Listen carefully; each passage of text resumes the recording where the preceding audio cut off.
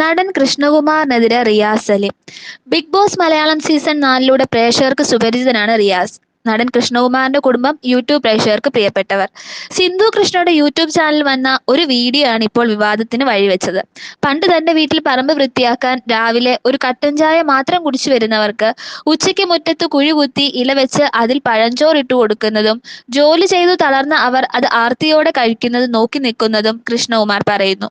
വീട്ടിൽ ഭക്ഷണമെല്ലാം ഉണ്ടെങ്കിലും പണിക്കാർ കഴിക്കുന്നത് കാണുമ്പോൾ കൊതി തോന്നാറുണ്ട് എന്നും കൃഷ്ണകുമാർ വീഡിയോയിൽ പറയുന്നു. പണി ചെയ്ത പറമ്പിൽ തന്നെ ചെറിയൊരു കുഴിയെടുക്കും. ഇത്ര ഒരു അര അടി താഴ്ചയിൽ ഒരു കുഴി എടുത്തിട്ട് അതിൽ വട്ടയില അല്ലെന്നുണ്ടെങ്കിൽ നമ്മുടെ ചേമ്പിന്റെ ഇലയോ എന്തെങ്കിലും എടുത്തിടും. ഇതിലോട്ട് ഈ പഴഞ്ചോറും എല്ലാ കറികളും ഇട്ട് കൊടുക്കണം. എന്നിട്ട് ഇവരങ്ങോട്ട് കൈവച്ച് ഉടയ്ക്കും. ഉടച്ചതിന് പക്ഷെ കൈവച്ചല്ല കഴിക്കുന്നത്. ശ്രദ്ധിച്ചു കാണും. ഈ പ്ലാവല എടുത്തൊന്ന് ചുരുട്ടിയിട്ട് അതിലൊരു ഈർക്കിൽ കുത്തിയിട്ട് അത് വെച്ച് കഴിക്കും. തൊട്ടുകൂടായ്മ, ജാതി വ്യവസ്ഥ എന്നിവയെ പറ്റി ഇത്ര ഗൃഹാതുരത്വത്തോടെ പറയുന്നത് കണ്ടോ എന്നാണ് റിയാസ് ചോദിക്കുന്നത്. ഇത് ജാതീയതയുടെ ഒരു ടൈം ട്രാവൽ ഷോ ആണെന്ന് റിയാസ് അഭിപ്രായപ്പെടുന്നു. നിരവധി പേരാണ് റിയാസിന്റെ ഈ അഭിപ്രായത്തോട് യോജിച്ചെത്തിയിരിക്കുന്നത്.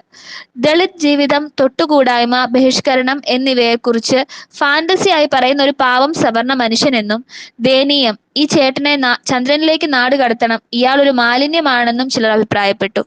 ഇയാൾക്ക് ആരെങ്കിലും ഒരു കുഴി കുത്തി അതിൽ കുറച്ച് കഞ്ഞി കൊടുക്കൂ, വെറുതെ കൊതി വിടണ്ട എന്നും കളിയാക്കലുകളുണ്ട്.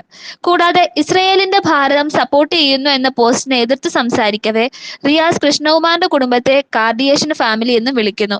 അമേരിക്കൻ സെലിബ്രിറ്റി കുടുംബമായ കാർഡിയേഷൻസ് അവരുടെ കുടുംബത്തിലെ എല്ലാ കാര്യങ്ങളും വീഡിയോയിലൂടെ കാണിക്കുന്നത് പോലെ കൃഷ്ണകുമാറിന്റെ കുടുംബവും ചെയ്യുന്നു എന്ന ധ്വനിയും അതിലുണ്ട്.